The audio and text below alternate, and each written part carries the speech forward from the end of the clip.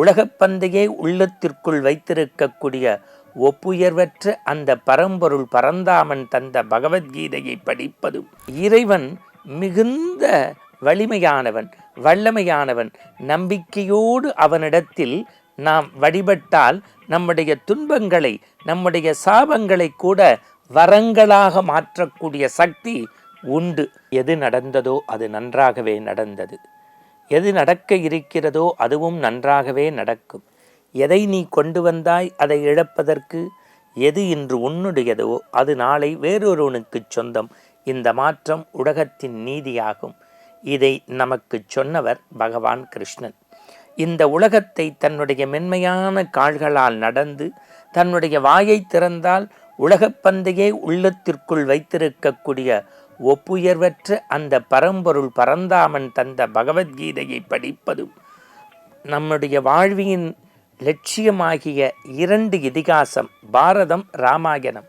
அதில் ராஜாஜி சொன்னதைப் போல பாரதம் இன்று மட்டுமல்ல என்றும் இந்த மண்ணின் மனம் பேசக்கூடிய, மண்ணின் மரபார்ந்த செய்திகளை சொல்லக்கூடிய ஒரு மகா காப்பியம். அந்த பாரதத்தையும் பகவத்கீதையும் சாறு பிடிந்து இன்றைக்கு சில செய்திகளை உங்களுக்கு சொல்லப் போகின்றேன்.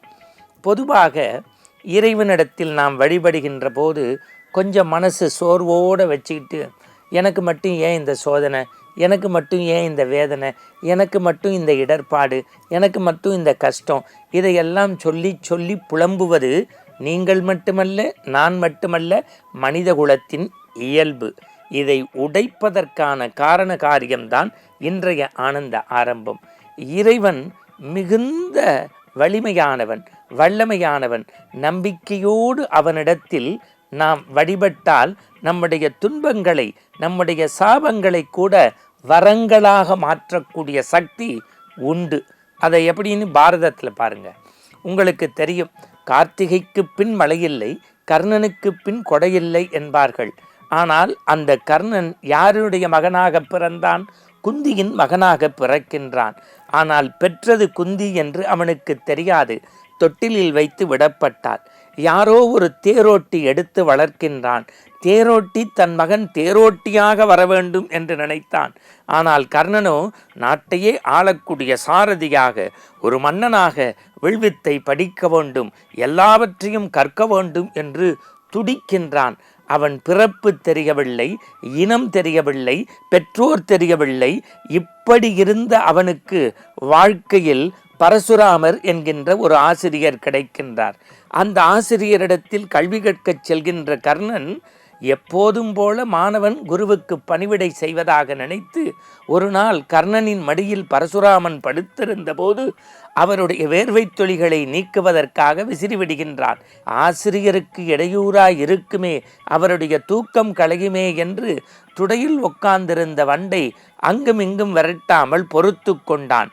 வண்டு கொய்யாப்பழத்தை குடைந்து எடுப்பது போல கர்ணனுடைய தொடையை துளைத்து இரத்தம் பீரிட்டு வருகிறது.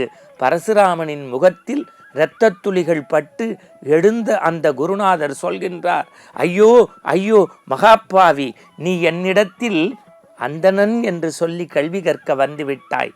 ஒரு அந்தணனுக்கு மனவலிமை உண்டே வரிய தேக வலிமை குறைவு. இப்படி இரத்த குவிகளை பொறுத்து கொண்டிருக்கக்கூடிய நீ ஒரு சத்திரியன், சத்திரியன், சத்திரியன் என்றார். தன்னுடைய பிறப்பு, இனம், குலம் இதுவரை தெரியவில்லை. குரு வார்த்தைக்கு மறுவார்த்தை இல்லை அல்லவா? என் ஆசான் பரசுராமனே நான் சத்திரியன் என்று சொல்லிவிட்டான் என்று.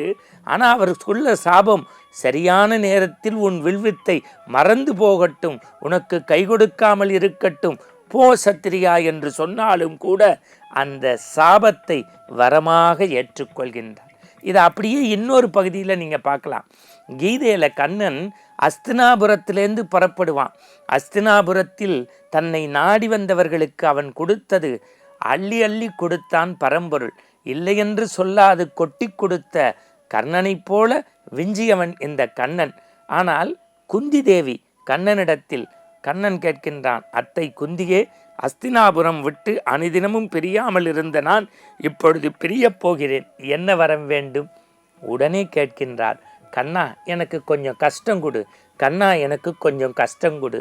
கழுக்கென்று சிரித்த கண்ணன் சொன்னான், அத்தை குந்தியே, நீ பிறந்தது கஷ்டம், பெறக்கூடாத வயதில் பிள்ளையை பெற்றாய் கஷ்டம், வளர்க்க முடியாமல் அவனை தொட்டிலில் விட்டாய் கஷ்டம், பிறகு திருமணம் செய்து கொண்டு பாண்டவர்களை பெற்றால் அவர்களால் கஷ்டம், அவர்கள் சூதில் தோற்றார்கள் கஷ்டம், பிறகு அவர்களுக்கு இடம் தராமல் கௌரவர்களோடு போர் நடந்தது கஷ்டம், போரிலே நீ வளர்த்து சீராட்டிய பேரப்பிள்ளைகள் கொன்று பிணக்குவியலாக இருந்ததை உன் கண்முன்னே நீ பார்த்தாய், இவ்வளவு கஷ்டத்திற்கு பிறகும் ஏன் கஷ்டம் கேட்கின்றாய்?